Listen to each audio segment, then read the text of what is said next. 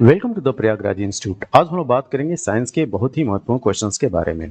हमारे सामने जो पहला क्वेश्चन है, आप सारे क्वेश्चन देखेंगे बाइलिंगुअल में, दोनों भाषाओं में आपको ये प्रश्न देखने को मिलेंगे, इंग्लिश में और हिंदी में। जैसा कि हमारे सामने जो पहला प्रश्न है, पहला प्रश्न ये है कि विच one of the following does not represent the salt calcium carbonate. निम्नलिखित में से कौन सा एक कैल्शियम कार्बोनेट लवण मतलब सॉल्ट को प्रदर्शित नहीं करता है। तो यहाँ पे ऑप्शन है लाइम वाटर, लाइम स्टोन, चाक और मार्बल। देखिए यहाँ पे जो क्वेश्चन है, क्वेश्चन ये है कि किसमें कैल्शियम कार्बोनेट सॉल्ट नहीं होता है, तो उसका उत्तर होगा चूने का पानी। तो चूने का पानी होता क्या है, ये है कैल्शियम हाइड्रोक्साइड। क्या?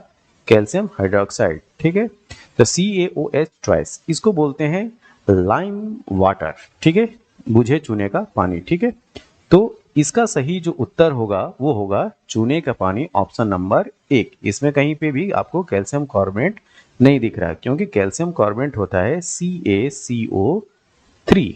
ऑप्शन नंबर यहाँ पे जो सही है वो है ए। अगला प्रश्न, tooth enamel is made up of which one of the following calcium compounds.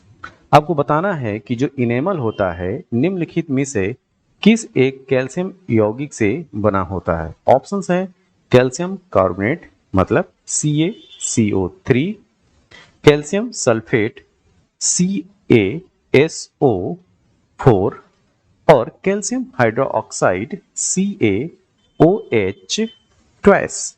ठीक, और लास्ट ऑप्शन है कैल्शियम फॉस्फेट Ca2 CA3POH2।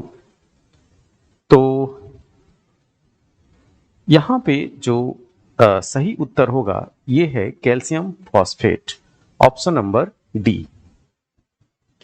अगला question, for shaving mirror is used. दाढ़ी बनाने के लिए जो दर्पण काम में लेते हैं वो कौन सा है। कॉनकेव मतलब अवतल दर्पण, प्लेन समतल दर्पण, कॉन्वेक्स उत्तल दर्पण, और डी है नन ऑफ दिस। ठीक, तो इस प्रश्न का जो सही उत्तर है वो है ऑप्शन नंबर ए। इसके लिए हम कॉनकेव मिरर का इस्तेमाल करते हैं, अवतल दर्पण। ठीक है, तो शेविंग के लिए जो मिरर इस्तेमाल होता है वो होता है कॉनकेव मिरर। अगला प्रश्न, अगर आपसे पूछा जाए the power of sunglass, जो धूप के जो चश्मे होते हैं उसके पावर क्या होती है, तो एक चीज ध्यान रखिएगा, जो ग्लास होते हैं उसकी जो पावर जो मापी जाती है वो डायोप्टर में मापी जाती है। किसमें? डायोप्टर में। तो इस प्रश्न का जो सही उत्तर है वो है ऑप्शन नंबर ए। जो सन ग्लास की जो पावर होती है वो 0 डायोप्टर होती है। अगला प्रश्न, viewfinders used in automobiles to locate the position of the vehicle behind are made of। पीछे की ओर स्थित वाहनों की स्थिति जानने के लिए स्वचालित वाहनों में इस्तेमाल होने वाले दृश्यदर्शी किसके बने होते हैं। तो यहाँ पे ऑप्शन है, पहला प्लेन मिरर मतलब समतल दर्पण, दूसरा कॉनकेव मिरर अवतल दर्पण, तीसरा कॉन्वेक्स मिरर उत्तल दर्पण, और चौथा ऑप्शन है पैराबोलिक मिरर या पैराबोलिक दर्पण। तो इस प्रश्न का जो सही उत्तर है वो है ऑप्शन नंबर डी। इसका जो सही उत्तर होगा वो होगा option number C, sorry, convex mirror उत्तल दर्पण। तो जो पीछे की ओर स्थित वाहन की स्थिति जानने के लिए जो स्वचालित वाहनों में इस्तेमाल होने वाला दृश्यदर्शी जो होता है वो बने होता है उत्तल दर्पण के, ऑप्शन नंबर सी। अगला क्वेश्चन, आधुनिक मोटर गाड़ियों के बाह्य पश्च दृश्य दर्पण, बाह्य पश्च दृश्य दर्पण, ठीक है, मतलब रियर व्यू मिरर पर चेतावनी दर्पण में देखने वाली वस्तुएं जितनी दूर रखी जाती हैं उसमें समीप है लिखी होती हैं, ऐसे दर्पण कैसे होते हैं। ठीक है, तो ये है कि जो the outside rear view mirror of modern automobiles is marked with warning. उसमें जो वार्निंग लिखा होता है, object in mirror are closer than they appear. तो ये जो मिरर होते हैं वो कैसे होते हैं?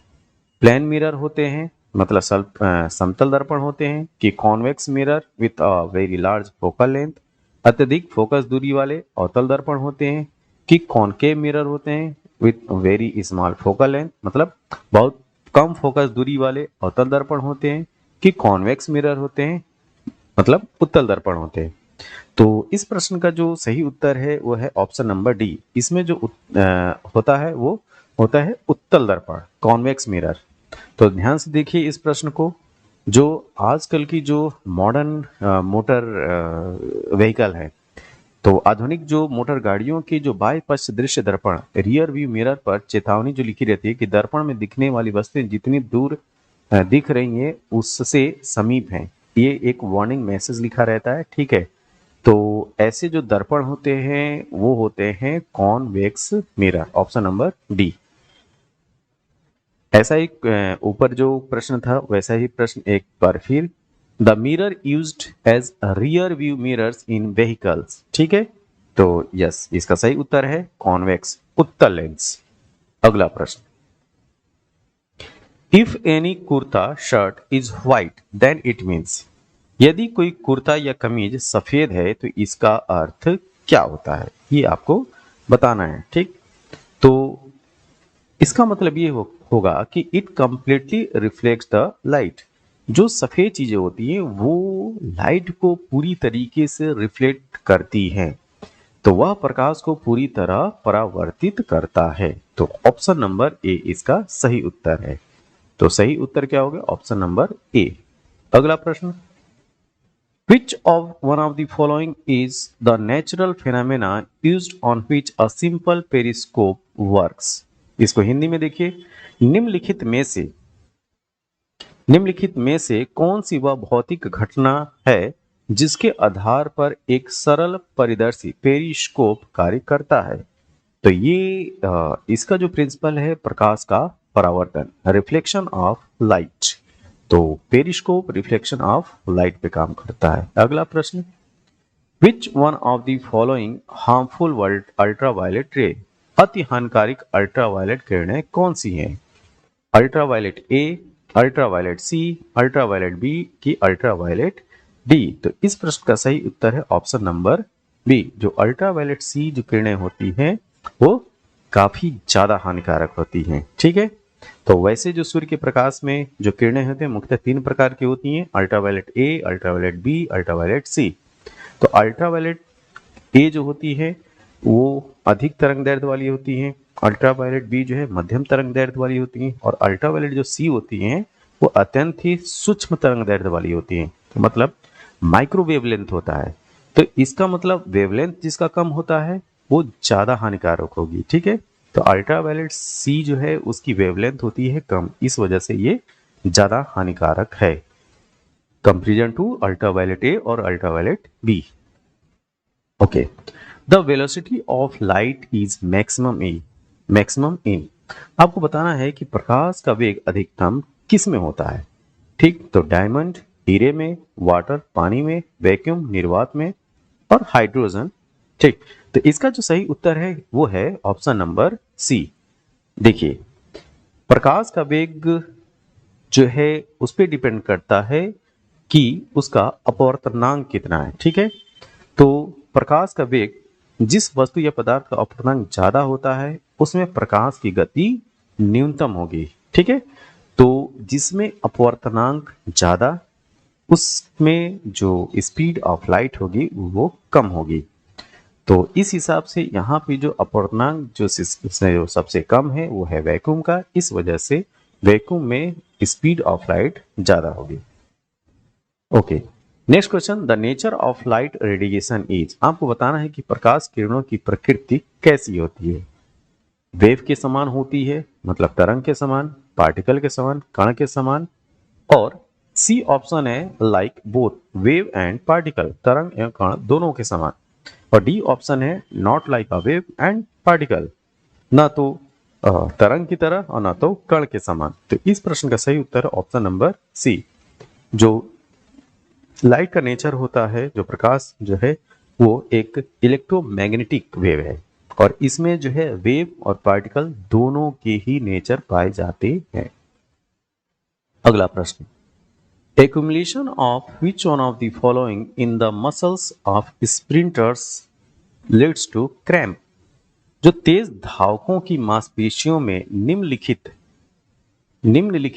में से किसके संचयन से ऐंठन आ जाती है? ठीक है, तो ऐंठन होने का जो क्रैम्प जो डेवलप होता है, जो तेज धावक होते हैं उनकी मांसपेशियों में, वो लैक्टिक अम्ल के एक्युमुलेशन की वजह से होता है। ठीक है, ये अम्हा नहीं है, ये अम्ल है। ठीक है, लैक्टिक अम्ल, लैक्टिक एसिड के एक्युमुलेशन से होता है। ठीक है, तो ऑप्शन नंबर ए इसका सही उत्तर है।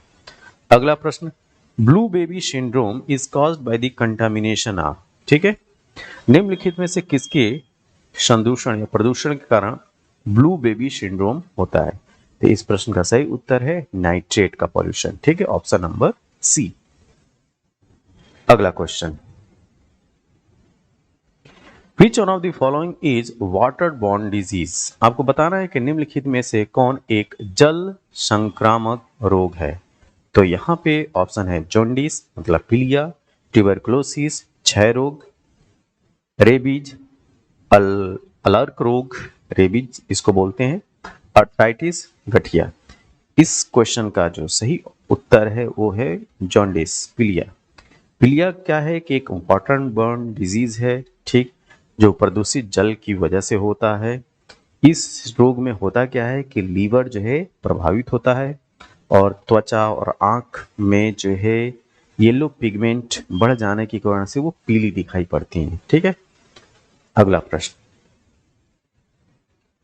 The organ affected by malaria, malaria से प्रभावित होने वाला अंग कौन सा है? ठीक है, तो मलेरिया से प्रभावित जो होता है ना तो हृदय होता है, ना तो गुर्दा, ना तो फेफड़े।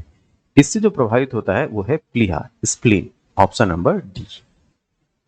अगला प्रश्न, carrier of parasite Plasmodium, Plasmodium परजीवी की वाहक कौन है? तो जो प्लाज्मोडियम परजीवी है उसका वाहक है मॉस्किटो। ठीक है, और कौन सा मॉस्किटो? तो प्लाज्मोडियम जो होता है वो होता है प्रोटोजोआ। ठीक, और एनाफिलीज मच्छर की वजह से ये फैलता है, फीमेल एनाफिलीज मॉस्किटो। यहाँ पे which statement is not true regarding malaria, malaria के संबंध में कौन सा कथन सत्य नहीं है, ये आपसे पूछा जा रहा है। ठीक है, तो यहाँ पे ऑप्शंस हैं, it is a disease caused by insect parasite, या परजीवी कीट द्वारा पैदा होने वाली ये बीमारी है, it is spread by the mosquito, या मच्छर द्वारा फैलाई जाती है, it occurs mostly in swampy region, यह दलदली क्षेत्र में अधिकतर होता है, chloroquine is used in its treatment, इसके इलाज में क्लोरोक्विन का उपयोग किया जाता है। तो इसका सही उत्तर है ऑप्शन नंबर ए। ठीक है, तो कौन सा सत्य नहीं है? तो पहला, it is disease caused by the insects parasite, ये ऑप्शन है गलत। अगला question, which of the following organ is responsible for sleeping sickness? Which one of the following organ is responsible for sleeping sickness? निम्नलिखित में से कौन सा जीव निद्रालु व्याधि के लिए उत्तरदायी है? ठीक है, तो इसके लिए जो रिस्पॉन्सिबल है वो है ट्रिपनोसोमा, ट्रिपनोसोमा की वजह से स्लीपिंग सिकनेस होता है। ठीक, तो ये कुछ इंपॉर्टेंट क्वेश्चन थे। ये क्वेश्चन आपको कैसे लगे? जैसे भी लगे हों आप कमेंट बॉक्स में आप अपने सुझाव जरूर दें। तब तक के लिए थैंक यू, धन्यवाद।